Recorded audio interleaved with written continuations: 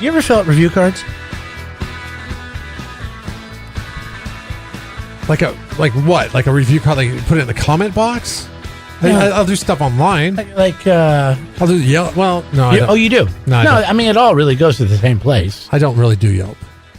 I'm not a fan of doing the comment cards unless I really have a great experience and I want to say, hey, this is fantastic. Or it's the worst thing that's a bad experience. I'm nowhere in the middle. I don't do 3 stars or out of 5 or 4 out of 5. I either do 5 or I do 1. It's funny because when I go to buy stuff online, the only reviews I'll read now, because I believe there's an agenda. If it's a 5-star, I believe there's agenda. If there's a 1-star, I will only read 2, 3, and 4. I won't read the 5s and the 1s, which there's a See, multitude. my problem with those people is they take themselves way too serious to leave a 2 or 3 star. But that's fine. The people that leave 2 and 3 stars think they're way too important and that people actually give a crap about what you say. Sorry, I don't get 5 stars. Why would I give 5 stars? I give 5 stars for everything.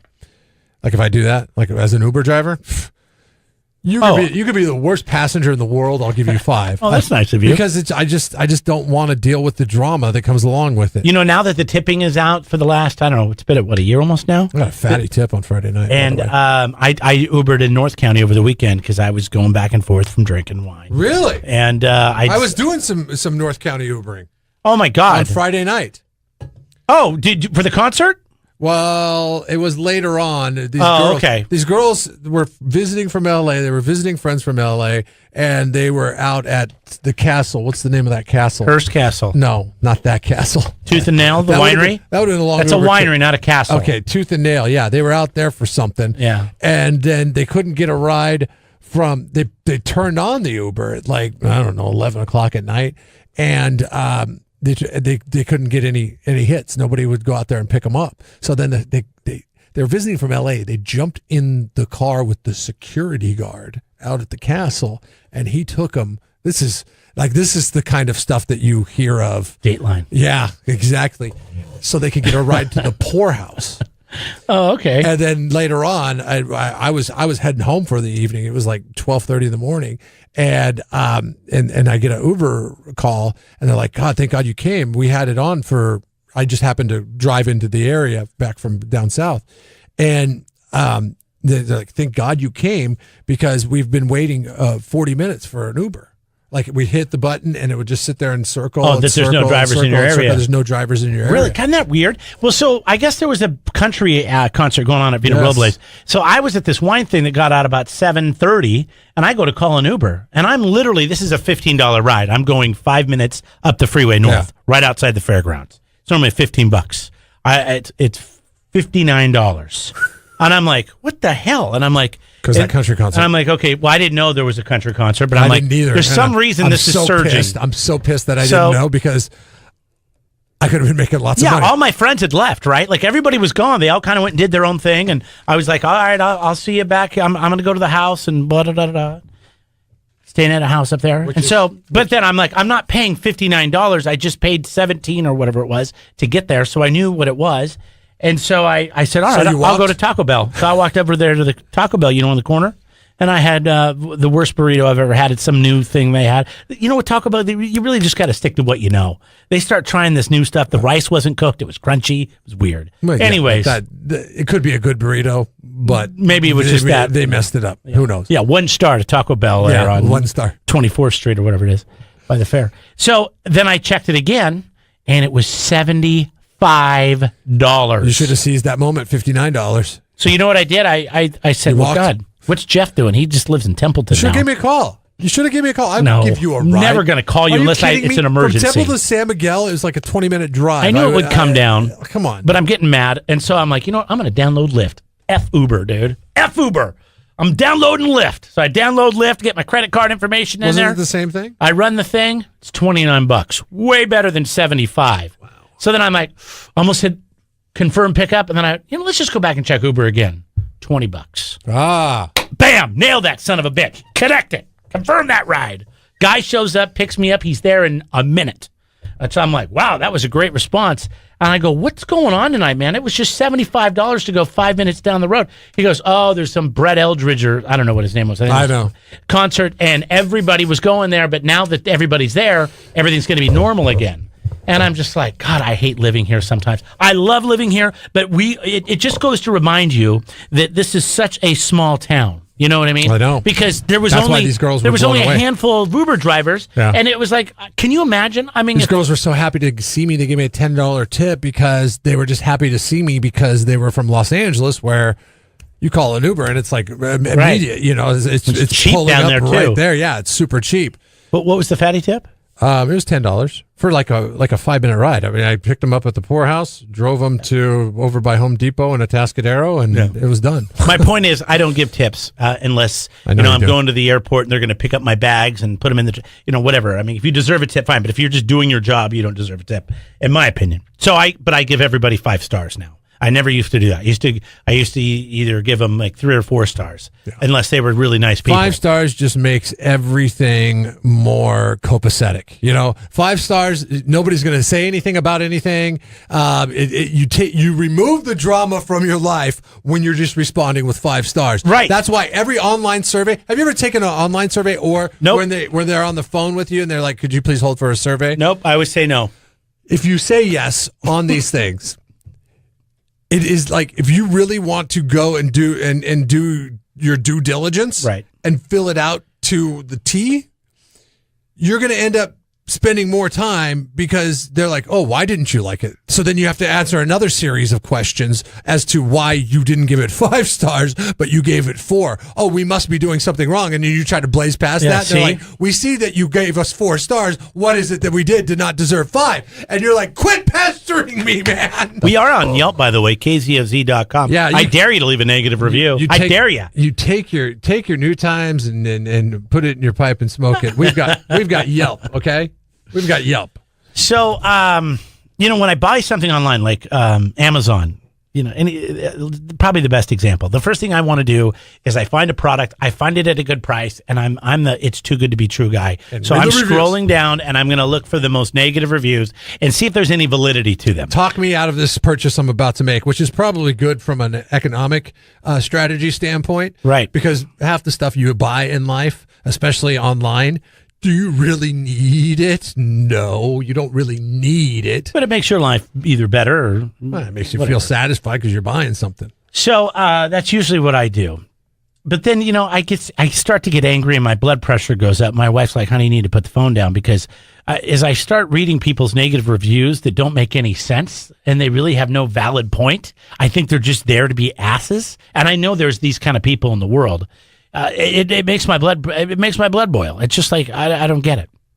But what this woman did, and I don't remember where the hell she was at, doesn't really matter. When she left a review that was so about an Italian restaurant's hamburger and fries, what she got for it was ridiculous. Her name is Yesha, I think, Callahan. Anyways, she orders takeout or delivery from an Italian restaurant. She orders a burger and fries. She gets the food delivered. When the delivery person shows up from the Italian restaurant, La Porchetta or whatever it's called. La Porchetta. We make a cheeseburger. The delivery guy said, hey, we would really appreciate it if you could go on Yelp and give us a review. She left a 3-star review.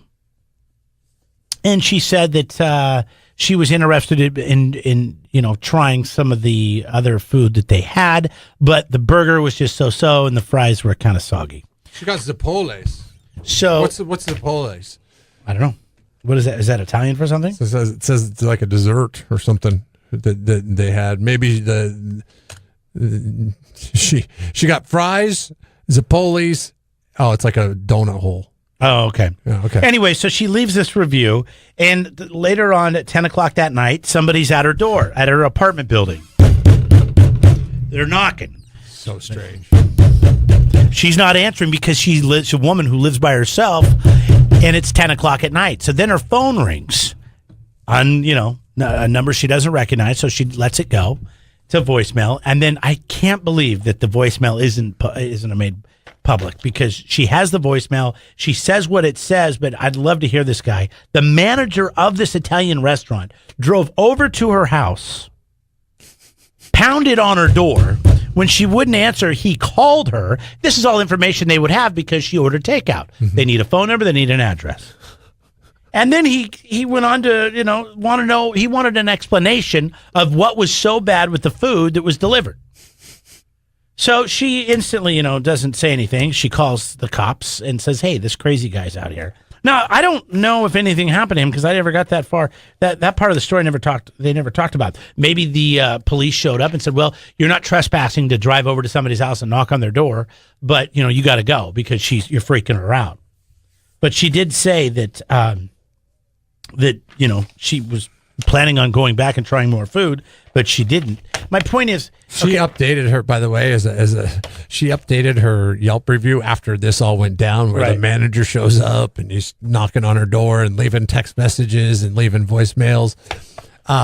She changed her review from 3 to 1 star, and the place currently, or up until Yelp suspended their relationship with the restaurant, understandably so, they were carrying a 1.5 star on Yelp. So you can understand why the manager is a little upset, because there's nothing. That's why they were soliciting for a review on Yelp in the first place, because they need to get their. Could you get our scores up, please? and then when the scores go down, it's not a good sign. They have 19 reviews, 1.5 stars. Wow, that's not good. Do you eat at a place that? Well, maybe because their manager is bat-esque crazy. Yeah, no kidding. Would you eat at a place that? What is your bare minimum for Yelp review? Is it 5 stars? If you've never, 5 stars is the max. If 3. You've never tried the place 3. before. I mean, unless somebody was telling me that it's amazing, because you can't always judge reviews, like especially when it comes to, like, I've noticed movies. I don't know about restaurants, but if somebody said it's amazing and it doesn't matter that it's got 2 stars, I would go. But if I'm just, in a town visiting somewhere, never tried a place before, get on TripAdvisor or Yelp, and I'm trying to look and see what their rating is, anything under 3 is not going to cut it for me. It's got to be at least 3 or more, because most places get at least 4 stars. If not 4.5, so 3 would probably be where I would be. Firestone only gets 4 stars. Firestone Walker? Firestone Grill. Firestone Grill downtown? Yeah. Say that's ridiculous. What's the problem? And it's probably because they don't wait on you or hand and foot. They're like the most reviewed place in San Luis Obispo.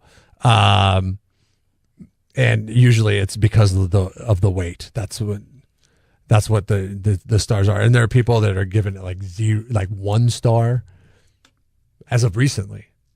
But it's because of the service. They can't get the attention of the person. But see, that's fine. That's my 3-star rule. It's got to be better than 3 unless somebody told me otherwise. But I don't know what happened to the manager. You fire him, right? I mean, come on. Yes. You own this place. This guy's going to your customers' houses, and I don't know, because he seems sure dedicated. he seems crazy to making sure those crazy. Those Yelp scores are up there. Which ones are you drawn to first? Is it the 5? Is it the positive? Is it the 1? Is it the negative? Or are you right in the middle? I hate it, but it's 1. I got to know what was so bad. 2, 3, I have 4. to know what was so bad that they left a 1. I do too. Because I think nice people are great. They're everywhere. But, there's something about a dick that turns me on, even though I hate these people. I can't stand them. Hold on a second. Did you say there's something about a dick that turns you on? I hope so. You just said it. Son of a gun. Darn it.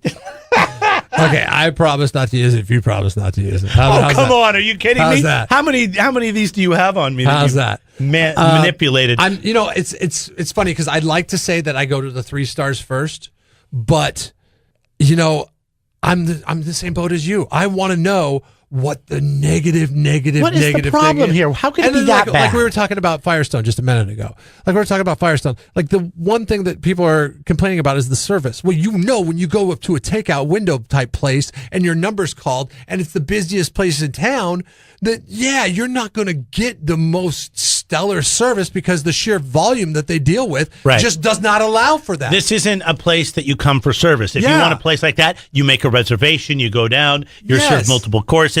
They have the little brush that brushes off the breadcrumbs. Have you been to one of these places? I love that. The guy comes over. I mean, what are you doing? He brings out the broom and the dustpan. Yeah, it's like a little dustpan. I'm like, it's like what's in my daughter's dollhouse. Yeah, right. What'd they do? They go to Playhouse. What is that, Playhouse? Did you get that out of my daughter's dollhouse? Dollhouse? Toys R Us. What the hell's the deal with They that? get their little breadcrumb sweepers. You can let us know. Go to kzoz.com and you can vote there. Good morning. Jeff and Jeremy in the morning on 93.3 KZOZ.